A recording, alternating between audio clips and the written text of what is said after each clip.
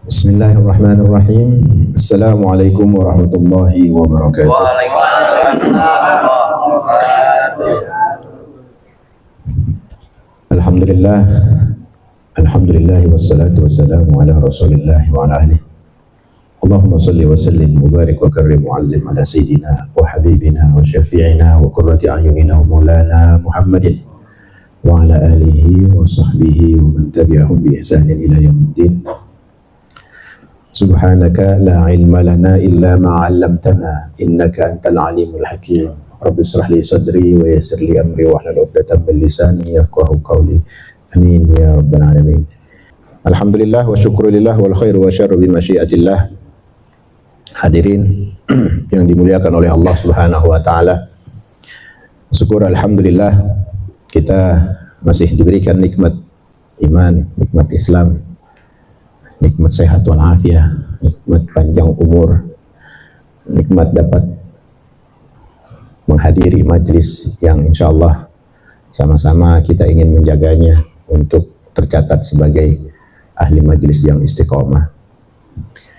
Mudah-mudahan dari segala bentuk nikmat yang kita syukuri, yang kita ingati, yang kita jaga ini, Allah memberikan kita taufik, inayah, ridha dan hidayahnya kepada kita, dan hingga kelak kita tertulis menjadi orang-orang yang bertakwa.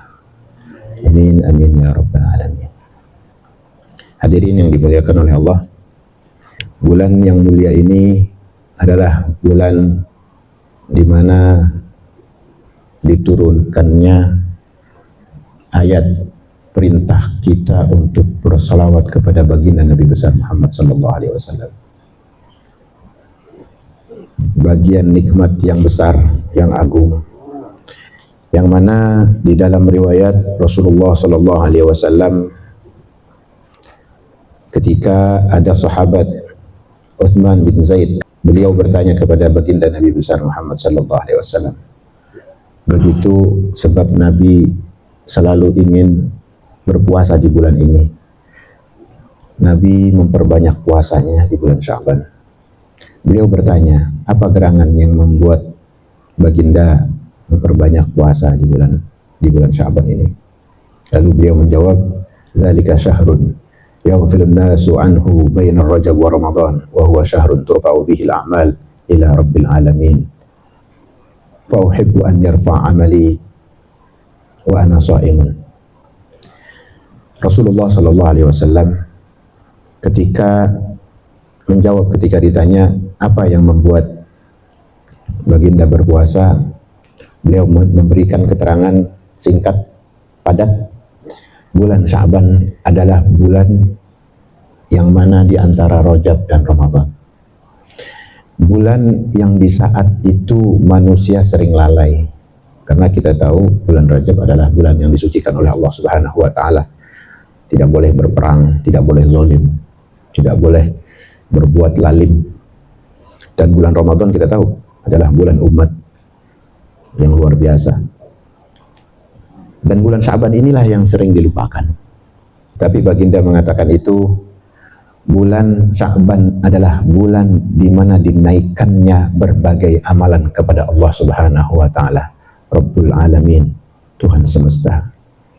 Oleh karena itu, ketika amalku itu diangkat dan dihadirkan untuk Allah Subhanahu wa taala, aku suka, aku dalam keadaan berpuasa. Jadi Rasulullah memberikan satu penjelasan singkat bahwa bulan Sya'ban adalah bulan di mana segala amal ibadah itu dilaporkan kepada Allah Subhanahu wa taala. Jadi ada mingguan, ya, mingguan itu yakni di hari Kamis amalan kita diangkat. Ada tahunan, yakni jatuhnya di bulan Sya'ban, di bulan ini. Ini salah satu yang harus kita cermati, bahwa di mana kemarin kita mengagungkan, menghidupkan, menjaga kesucian dari bulan Rajab, memahami artikulasi dari ritualisme yang betul-betul dijaga di bulan Rajab, adanya malam Isra Mi'raj juga di bulan Rajab, 27 malam 27 bulan Rajab itu. Lalu ketika masuk di bulan Sya'ban, ini kita baru masuk. Ini banyak yang melalaikannya. Bahaya nih. Kalau udah kata Nabi banyak yang melalaikan, berarti bagian dari umatnya pun tergolong ada di dalamnya. Kalau kata kita kasarannya itu aji mumpung sebelum bulan Ramadan datang nih, puas-puasin deh.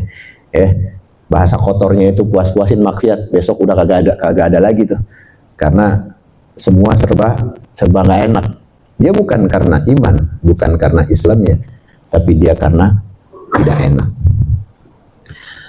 Maka di sini yang harus digarisbawahi juga, di mana ada diturunkannya ayat perintah kita untuk bersolawat.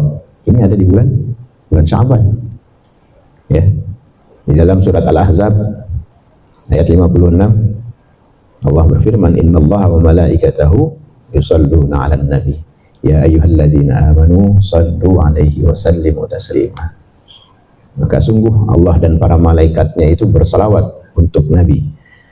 Lalu ada seruan, wahai orang-orang yang beriman. Kita dipanggil orang-orang yang beriman agar supaya kita tahu iman kita bisa berkualitas di hadapan Allah Subhanahu wa taala dengan kita bersolawat kepada baginda Nabi besar Muhammad sallallahu alaihi wasallam. Bersolawatlah untuk Nabi, ucapkanlah salam penghormatan kepadanya. Ya, maka mudah-mudahan dengan kita mengikrarkan lagi diri kita, diperbanyak lagi, ya, terutama di bulannya Nabi. Ini sampai dikatakan ini adalah bulanku. Ada satu riwayat mengatakan bulan Sya'ban adalah bulanku, bulan spesial. Ya ini dia. Sebab apa? Sebab diturunkannya perintah bersolawat itu di bulan Sya'ban. Nah, kita ikrarkan untuk senantiasa menjaga solawat kita, karena ada perintah di dalamnya. Lebih nikmat lagi ulang tahunnya kita bersolawat ini ada di bulan Sya'ban. Ya, kita kalau ngerasain ulang tahun gimana sih?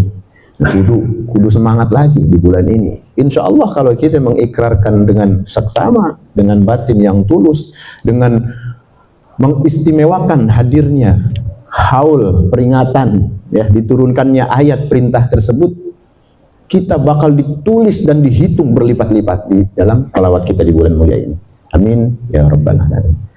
Mudah-mudahan dengan ikrar kita ingin menjaga salawat kepada baginda Nabi besar Muhammad sallallahu alaihi wasallam, kita terhitung menjadi umatnya yang dicinta, yang dirindu, yang disayang, dan kelak kita mendapatkan syafaatul uzma dari baginda Nabi besar Muhammad sallallahu alaihi wasallam. Amin amin ya rabbal alamin.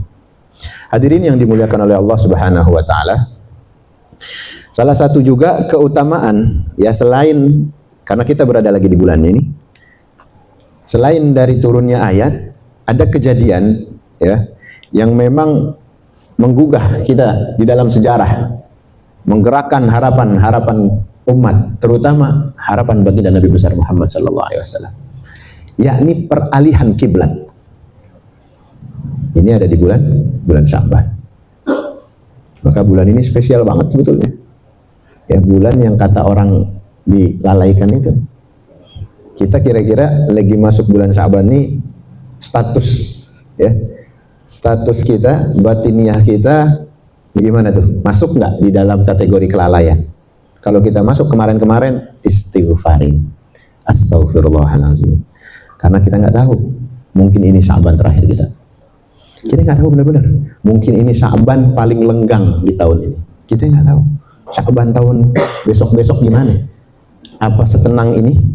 Apa senyaman ini? Kita nggak pernah tahu masa depan. Ya, jangankan bentar tahun kemarin, tahun depan. Detik kita keluar dari sini juga kita nggak tahu. Ya, ini yang harus benar-benar dicermati. Jadi mumpung lagi, niatin benar. Kalau nasihat lagi sampai, niatin banget, ya Allah, ampuni dosaku, berikan hidayah kepadaku untuk menetapkan diri ini dengan nasihat yang kami dengar. Gitu. Jangan malah ngabain, main-mainin. Nggak ada yang kebetulan, nggak ada. Anak kecil kalau dengar nasihat bapaknya, inget banget. Kalau itu spesial. Ingat banget. Kalau kita menganggap satu momen ini adalah spesial, kita nggak akan lupa. Bukan cuma sekedar dari tulisan, mungkin ada beberapa banyakan yang kagak nyatet kan, tapi catat di dalam hati dan pikiran kita. bahwa ini akan jadi sejarah ya, yang nggak akan terulang. Nasihat ini mungkin tahun depan nggak begini modelnya, kalau masih hidup, kalau masih ada, kalau yang ngomong juga masih alhamdulillah Allah jaga. Kita nggak pernah tahu apa terulang lagi apa nggak detik-detik kayak begini. Makanya di saat kita mendengar kenikmatan nasihat, kenikmatan mau'izah, ayat-ayatnya sampai kepada kita, di detik kita sadar, syukuri, ikrarkan agar diri kita terus kembali kepada Allah Subhanahu wa taala. Supaya nggak gampang goyang. Minta bantuan sama Allah. Minta kalau ini kita lemah banget. Jangan sok kuat. Jangan sok-sok ente tuh udah kayak komputer, kesimpen itu ilmu. Kita ini penuh dengan nafsu. Baru kesandung sama omongan jelek aja udah lupa sama nasihat. Keluar dari sini ngeledekin, ada yang ngeledekin misalnya, ataupun masih ada di sini sekalipun, baru buka HP, ada komen yang kagak ngenakin, lupa ilmu. Kita nggak tahu tuh seberapa hebatnya Allah dalam memberikan perlindungan dan dalam melepaskan perlindungan. Kita nggak pernah paham. Maka kita minta dalam rangka kita ini sangat lemah. Kita ini butuh Allah banget, bukan main-main. Agar supaya ada ikatan kebutuhan kita sama Allah. Gimana sih kalau orang butuh? Mintanya serius, mintanya tulus. Yang diminta itu pas, yang memberi itu tidak akan memberi hal yang sia-sia. Kalau tulus, kalau benar. Sedangkan Allah Subhanahu wa taala ya'riful quluba jami'a. Tahu isi hati kita semua. Makanya kalau lagi kita sedih, kemana kita kembali coba? Orang semua nggak ada yang dengar. Pasangan kita bahkan nggak bisa dipercaya. Teman karib kita, apalagi udah kemakan sama yang lain. Kemana kita lari?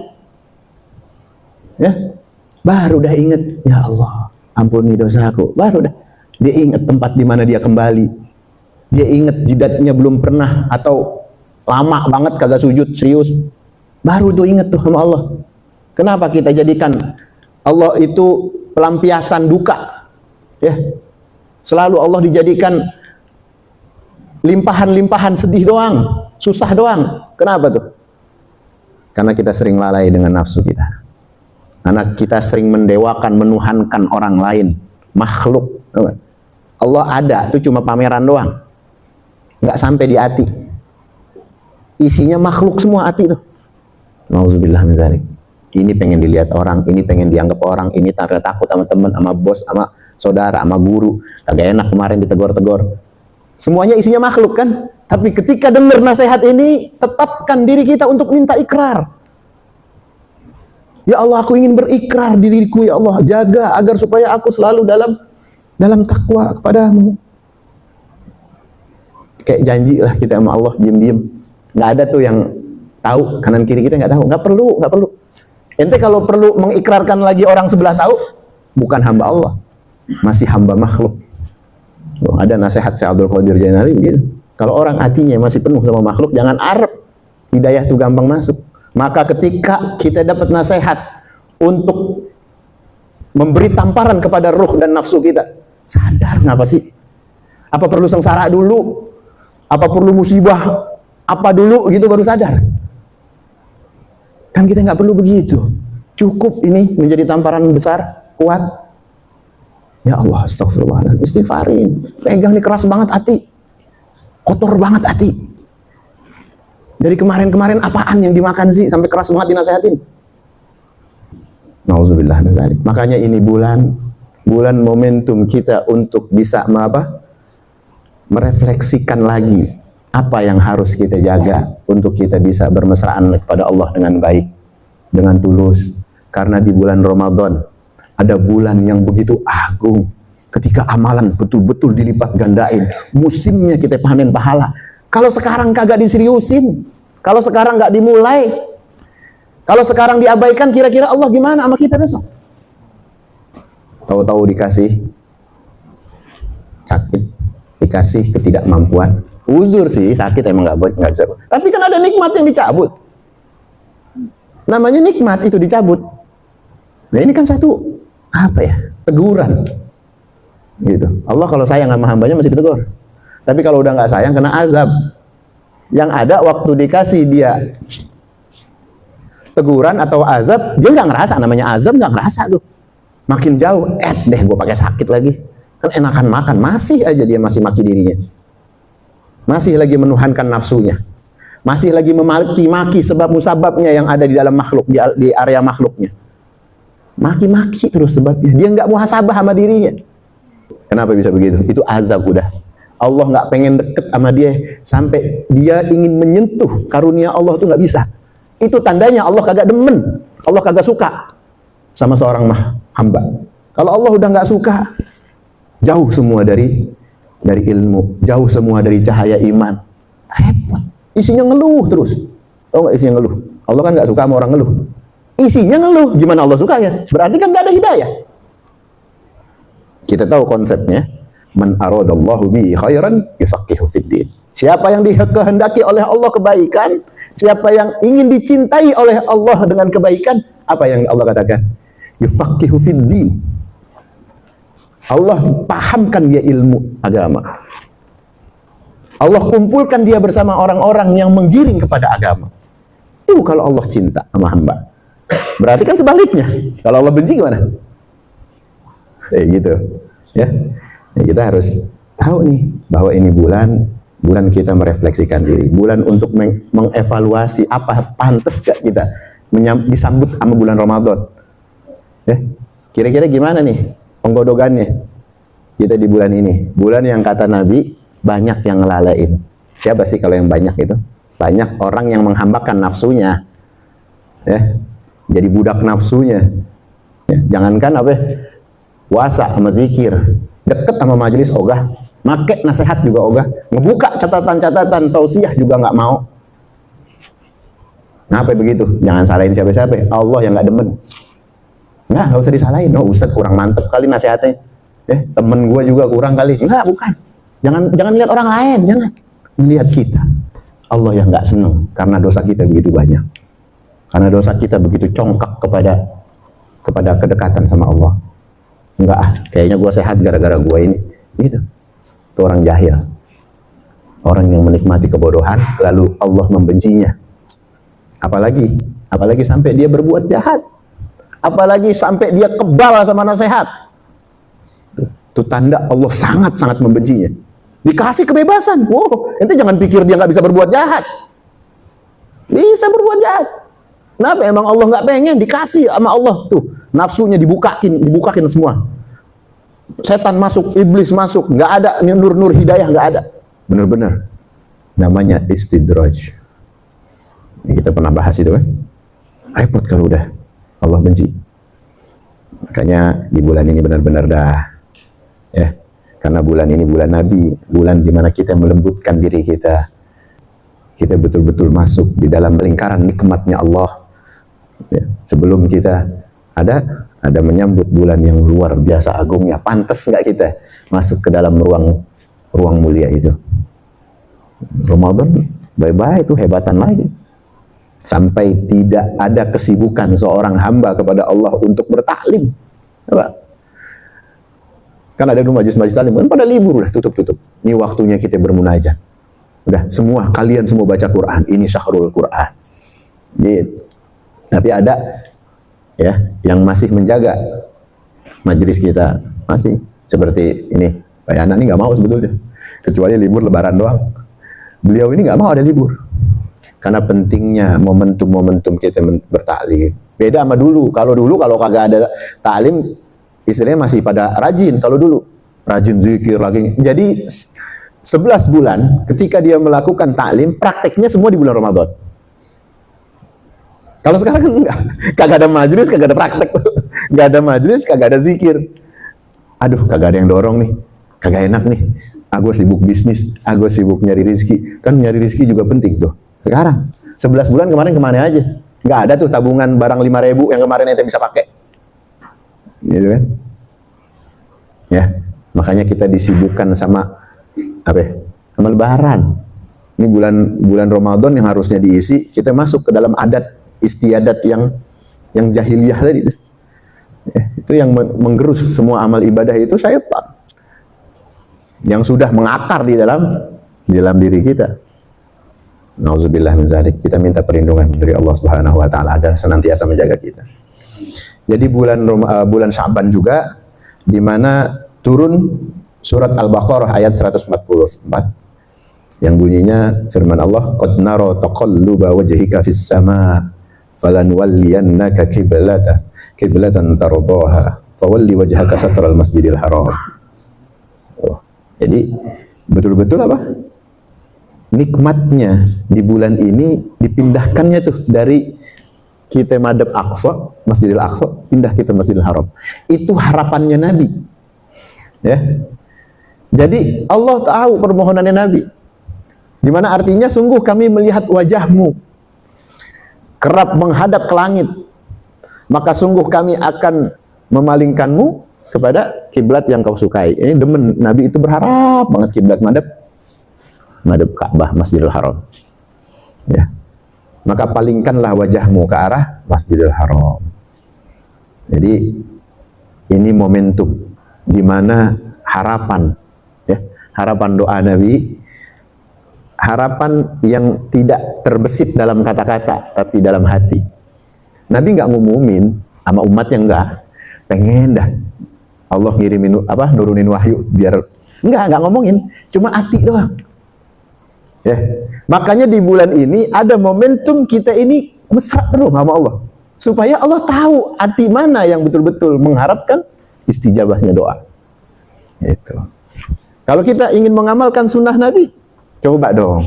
Kita minta, ya Allah, ya, berkahi bulan Sya'ban. Kan ada diminta kita untuk melantunkan doa. Allahumma barik lana fi Rajab wa Sya'ban wa ballighna Ramadan. Kita minta keberkahan. Keberkahan apa? Keberkahan itu kan ziyadatul khair, nambahnya kebaikan. Kita minta banget dah di bulan ini ada keberkahan. Dimana kita udah masuk nih. Ada orang-orang yang kemarin nih, maaf ya, kita belum lama nyolatin orang, 2 orang apa 3 orang. 3 hamba Allah tidak menikmati bulan Sya'ban. Kemarin udah kita sholatin. Harapannya adalah mereka ada di bulan ini. Kemarin doanya begitu. Makanya kita yang udah masuk nih bulan nih, jangan sia-siain. Kalau ada himbauan, ada nasihat, pakai benar-benar. Catat. Ulang-ulang tuh catatan kalau emang nulis mah. Apa ya, benar-benar dah. Yang betul-betul belum berubah nih.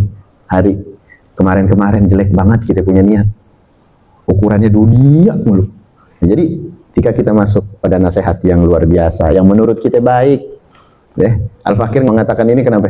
Karena momennya luar biasa. Ini nggak bisa kita bilang ada di tahun depan, belum tentu.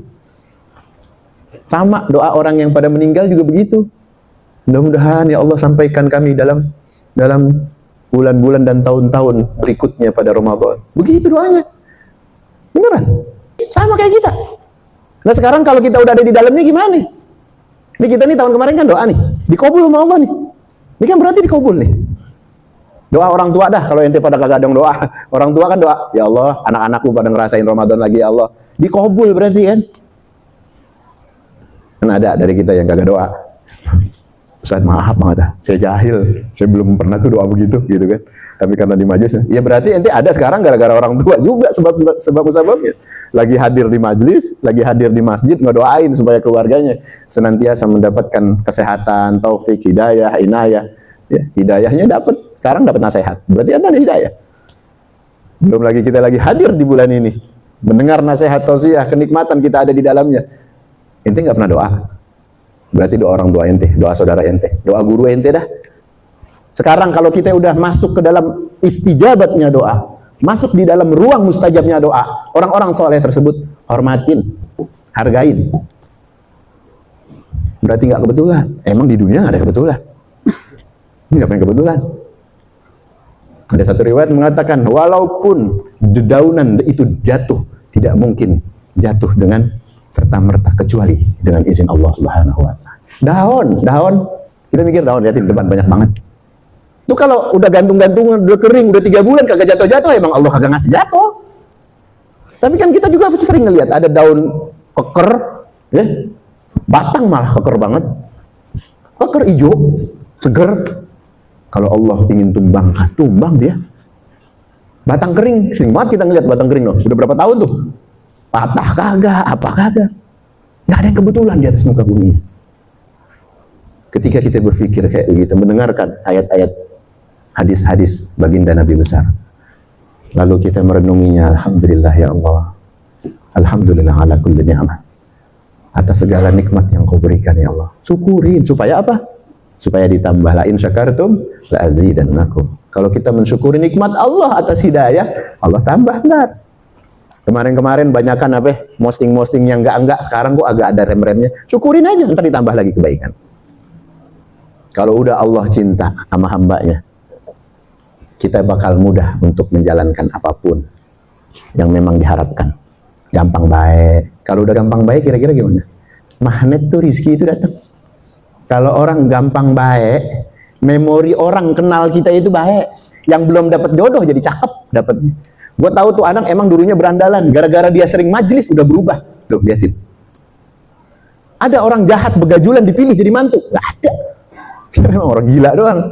Kalau nggak cuma karena bandanya. Ya, ada orang begajulan, ahli maksiat, masih dipilih juga jadi mantu. Pas diusut-usut, warisannya banyak. Babanya pejabat, koruptor, kagak berhenti-berhenti, 7 turunan kagak habis. Dipilih dia jadi mantu. Kenapa? Karena ada setannya. Udah, baik mah gampang, yang penting udah celupin aja dulu. Masuk tuh dalam keluarganya. Insya Allah dapat kaya. Begitu kan? Ini kan orang tua yang gila juga, gila dunia. Udah, Pak, Bu, saya mau yang bener, misalnya anak mantunya, calon mantu ngomong kayak gitu. Nah, udah nggak apa-apa, ntar juga sadar dia. Yang penting duit kan begitu orang kalau ngomong. Padahal rezeki yang hakiki itu ada pada kenikmatan dan ketenangan dalam kita bermasyarakat. Tenang gitu. Nih, di sini ada banyak yang nggak punya duit. Yang kerjaannya, yang tanggungannya ada sih kerjaan, tanggungannya juga banyak. Kerjaan ada ya, Pak Mansur ya. Tanggungan, tapi kenapa kok ada beberapa kawan-kawan kita yang sekarang nih ada kegelisahan tentang rezeki dan kantongnya? Kok tenang ya? Kok tenang gitu? Kok bisa datang ke sini dengerin tausiah itu kayaknya nyaman aja gitu? Itu kenapa itu? Itulah kekayaan. Rezeki yang diberikan oleh Allah tidak semata berbentuk apa? Harta. Tapi ketenangan. Ya, ini salah satu nikmat dari Allah Subhanahu wa taala yang harus disyukuri. Ada orang punya duit banyak, miliaran, kagak tenang. Kayaknya di mana? Padahal kekayaan yang dibutuhkan adalah, kan kita dari dulu mikir supaya tenang hidup masa depan kan gitu. Hari tua tenang kan begitu cita-citanya. Biar jadi orang kaya mah ya. Biar kita tenang. Kan mintanya apa? Tenang. Tapi nggak apa-apa selagi udah punya duit jadi nggak tenang. Berarti dicabut oleh Allah nikmat kekayaannya. Jadi nggak kaya dong. Ngelihat orang kaya tuh kadang-kadang, kita sering pernah dengar cerita. Kalau ada orang miskin tidur di emperan dengan tenangnya, nyamannya, nggak ada yang ganggu. Tuh bising itu nggak ngaruh, nyenyak banget. Ini orang kaya yang di mobil mewah, bingung dia.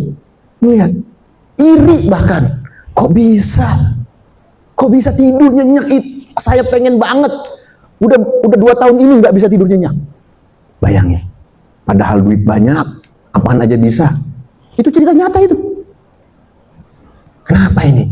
Apa gerangan yang membuat hati ini gundah gulana, terazab oleh situasi yang kita nggak bisa terjemahkan? Allah angkat kekayaan batinnya. Ya, Gojek waktu itu yang tidur rebahan sampai dibilang COVID. Kena COVID nih ya kan, dulu kan ada tuh yang tidur sampai dangak begitu. Dikirain mati kan, dicolek. Ya Allah dia lagi tidur. Ya Allah, nikmat banget bisa tidur ngejengkang gitu. Tidur kejengkang kayak orang mati. Disenggol hidup rupanya. Kenapa bisa nikmat banget itu tidur kejengkang? Berarti Allah titipkan kekayaan, tenang. Kegelisahan itu sifatnya nafsu doang. Ya Allah pulang gak ada duitnya, begitu doang. Tapi pas pulang ngelihat anaknya pada rukun, bapak, ya kan, abang, suami, istrinya pada nyambut. Ya Allah maaf, bapak nggak bawa bekal, lagi COVID. Cuma 2 doang, habis sama bensin. Nggak apa-apa, nggak apa-apa. Yang penting bawa pulang selamat tuh. Coba ada. Kurang kaya apa begitu tuh? Nikmat tenang dia menghadapi kehidupan. Anaknya nyambut nggak apa-apa, Pak, nggak apa-apa. Yang penting bapak selamat. Itu udah ada lebih dari 50% kekayaan di dalam rumahnya. Kita apa yang perlu digelisahkan? Kalau emang udah ada batasan rezeki sampai situ, ya udahlah jangan dipaksain. Nggak perlu kita menzolimi orang juga nggak perlu. Mau ngobjek juga nggak perlu, nipu-nipu banget jangan. Berkahnya hilang ntar. Ngakalin sono. Ente pikir kalau ngakalin ente untung? Enggak. Ya, kan kita tahu dalam surat apa? "Faman ya'mal mithqala dzarratin khairan yarah." Khairan yarah. Allah tunjukin. Walaupun sedikit, satu amalan Allah tunjukin. Kebaikan yang sebiji zarrah, yang orang kagak pada nyangka, ditunjukin sama Allah hasilnya. Jadi kita berasa dong, nggak ada yang tidak diupah oleh Allah. Harusnya begitu motivasinya. Kalau sekarang kita ingin menjadi pewaris Nabi, amalin ilmu. Apa sih pewaris Nabi itu? Al ulama warasatul anbiya. Ulama kan kategorinya banyak. Ulama itu yang paling takut sama Allah. Paling takut dia sama Allah. Kalau kita berani-berani banget, walaupun ilmu banyak, hadis apal, Quran apal, berani banget sama dosa, bukan ulama. Kalau kita masih dikategorikan ulama, takut banget sama Allah. Ilmu dikit, nggak banyak, tapi dipakai bener-bener. Tuh, pewaris Nabi. Pantas hidup di dalam surga. Jadi jangan ngerasa, ya dia kan ustadz enak ngomong, dia kan ustadz beramal banyak. Enggak begitu. Dia kan orang soleh, sama dosa mah takut. Kita kan bukan. Enggak begitu juga. Kalau kita tahu itu jelek, kalau kita itu tahu itu tipuan, kecurangan, jangan deket-deket. Syubhat apa lagi? Jangan. Syubhat itu yang antara abun, tau gak? Bainal haram wal halal, itu syubhat namanya, yang ngeraguin. Jangan deket-deket sama yang syubhat. Jauhin. Ini kayaknya ragu nih. Ini halal apa kagak nih? Ini bisnis kira-kira gimana nih? Jauhin, buru-buru. Faman ittaqas syubuhat faqad istabra al-irdi wa dini. Allah akan selamatkan dirinya dan hartanya. Gitu, makanya kita sama syubhat aja disuruh jaga-jaga. Ya, jadi di bulan ini ada kemuliaan-kemuliaan. Nanti lagi ada di nisfu Sya'ban. Kita ada di bulan ini nih, nisfu Sya'ban. Ya, yang luar biasa juga. Ya, keutamaan-keutamaannya.